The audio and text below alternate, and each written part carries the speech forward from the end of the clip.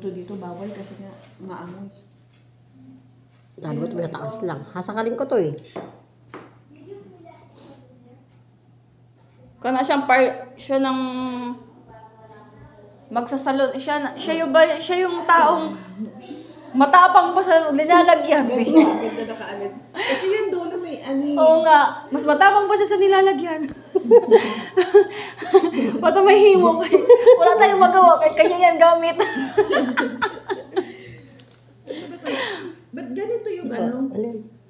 Pagkaka... Yung ko nagluto. ng ano na to, kamote na to. So, ikaw nang laga nito, Chris? Hindi, doon yung kisamir sa driver nila. Ba't ganito? Ang tangang nagluto niya. Si Samir nagluto nito? Naku, baka may gayuma to ha. Wala yan. Lagsa? Gusto?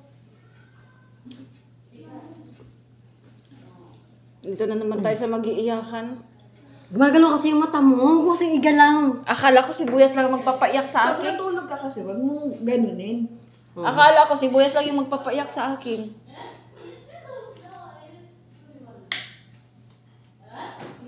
Ba yung kamay, ganun. Hindi ko alam. Pati pala to. Kasasali. Kasi ginagalaw mo kasing mata mo.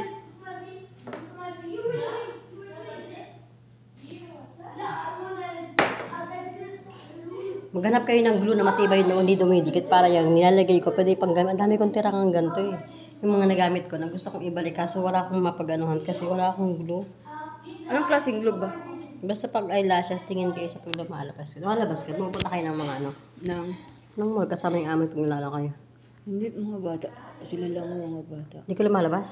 Hindi. Lumalabas ako ganito, masundo. Dahil kayo sa mga beauty salon.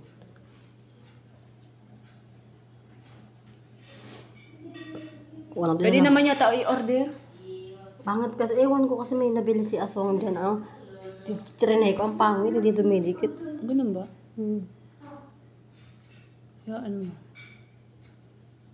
Sa kabila akong mga friends, pag biyernes, Ang tanong ka nang para sa... papabilihin ko sila. Pag natanggal yan, pwede mong itabi kasi may pandikit naman na siya. Hindi, kailangan ng bagong bandikit ate. Kaya nga, bumili ka naman ng pandikit para matanggal yan. pwede mo ilagay. Pwede mo siyang ilagay, Christine. Oh, diba? Nakikinig ka ba? Opo.